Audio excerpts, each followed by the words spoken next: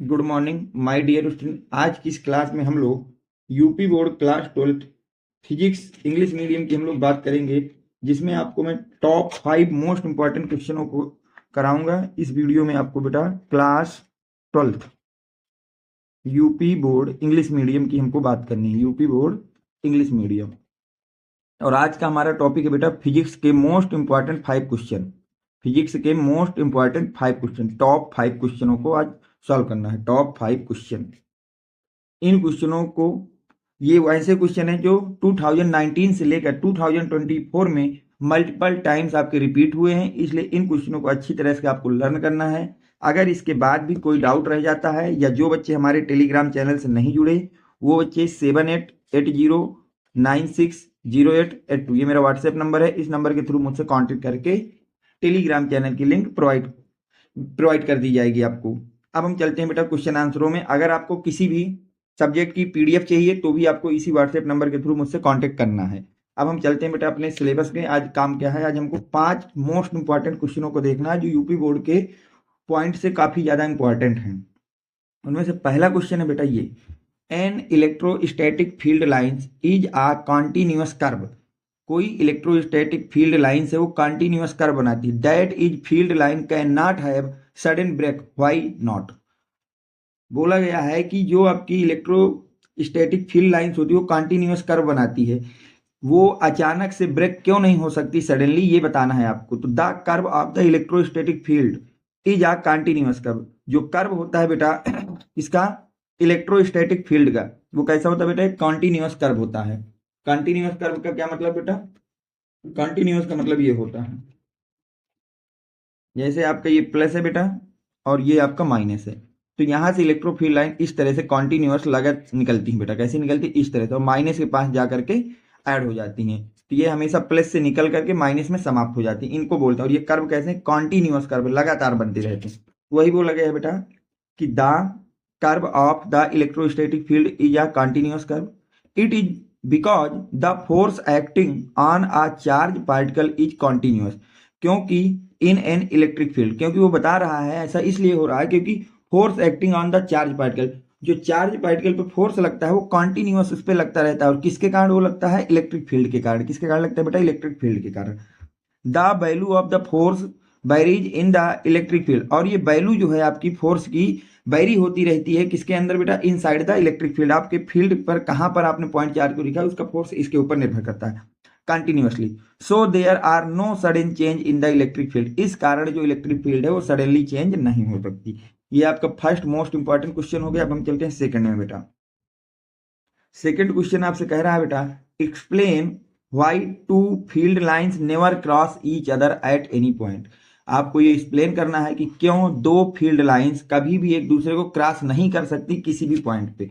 तो देखिए, जैसे हमारा ये मान लीजिए कोई इस पॉइंट पर दो इलेक्ट्रिक फील्ड हमारी क्या कर गई बेटा, कट कर दी या क्रॉस कर गई। इस पॉइंट को पी मान लेते हैं।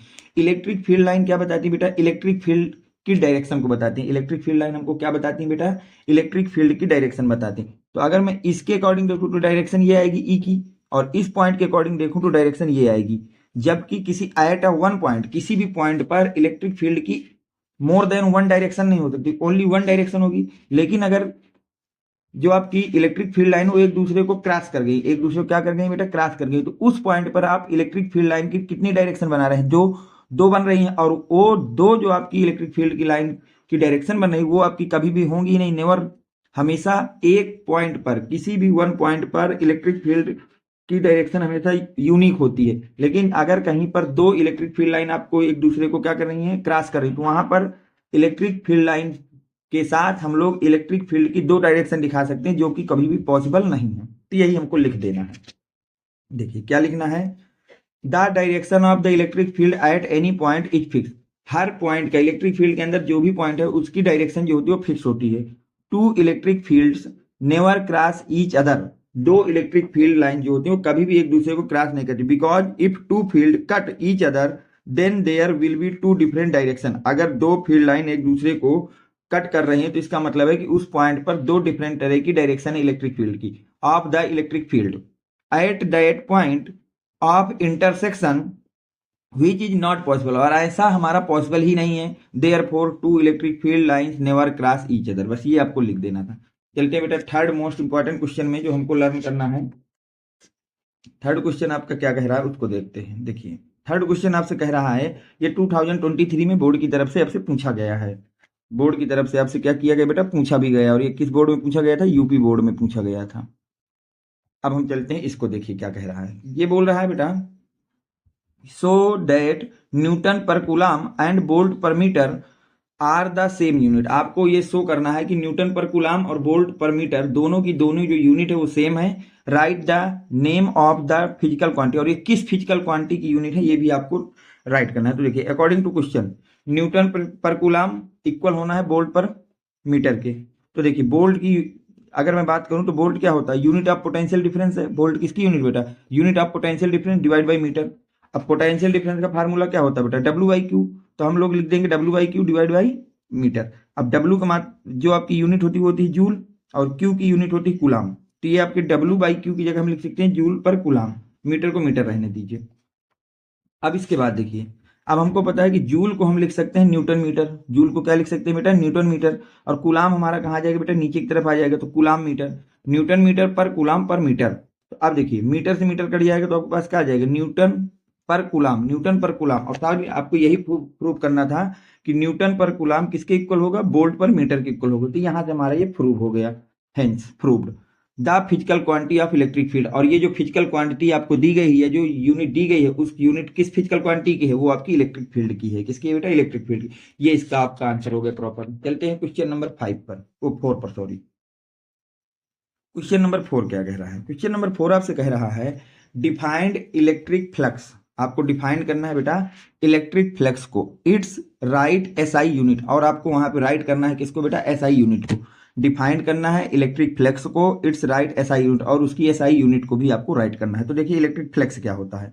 Electric flux through a surface of an electric field is defined as the total number of electric field line crossing in the close surface in the direction normal to the surface. तो electric flux कुछ नहीं होता है, किसी भी electric field के अंदर अगर हम कोई ऐसा पॉइंट, ऐसा एरिया रख रहे हैं जो क्लोज है, क्या है बेटा, क्लोज, उस एरिया से जितने number of electric field lines cross होती हैं, उन्हीं number of electric field lines का नाम क्या होता है बेटा, इलेक्ट्रिक फ्लक्स होता है। और ये हमेशा कैसा होता है बेटा, सरफेस के नॉर्मल गिनी जाती है, direction normal to the surface. और अगर हम एसआई यूनिट की बात करें तो इलेक्ट्रिक फ्लक्स की एसआई यूनिट होती है newton per metre square, newton metre square per coulomb. SI unit क्या होती है बेटा इलेक्ट्रिक फ्लक्स की, newton metre square per coulomb. अब हम आज की क्लास का लास्ट क्वेश्चन देखेंगे जो कि आपका क्वेश्चन नंबर 5 है। वो क्या कह रहा है, what are charge conservation principle. Charge conservation principle क्या होता है, तो देखिए the law of conservation of charge states that electric charge can neither be create nor be destroy in the close system, the amount of charge remains the same.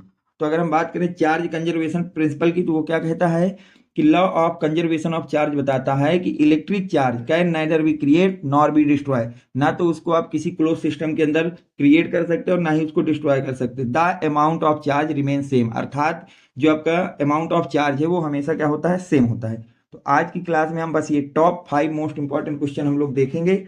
अब ये हो गए, तो आज की क्लास में आपको मैं एक बार फिर बता देता हूँ, जिन बच्चों को हैंड रिटन नोट्स चाहिए, प्रीवियस ईयर क्वेश्चन पेपर चाहिए विद सॉल्यूशन, या किसी भी तरह की फिजिक्स केमिस्ट्री और बायो में लेकर के कोई भी आपको अगर डाउट है, तो आप मुझसे मेरे व्हाट्सएप नंबर 7880960882 में मुझसे कांटेक्ट कर सकते हैं। और जो बच्चे अभी तक हमारे टेलीग्राम चैनल से नहीं जुड़े, वो बच्चे भी इसी नंबर के थ्रू हमसे कांटेक्ट करेंगे, जहां से मैं आपको टेलीग्राम चैनल की लिंक प्रोवाइड करा दूंगा। उम्मीद करता हूं कि ये वीडियो आपको पसंद आया होगा, तो वीडियो को लाइक करें, चैनल को सब्सक्राइब करें। Thanks for watching, next video coming soon.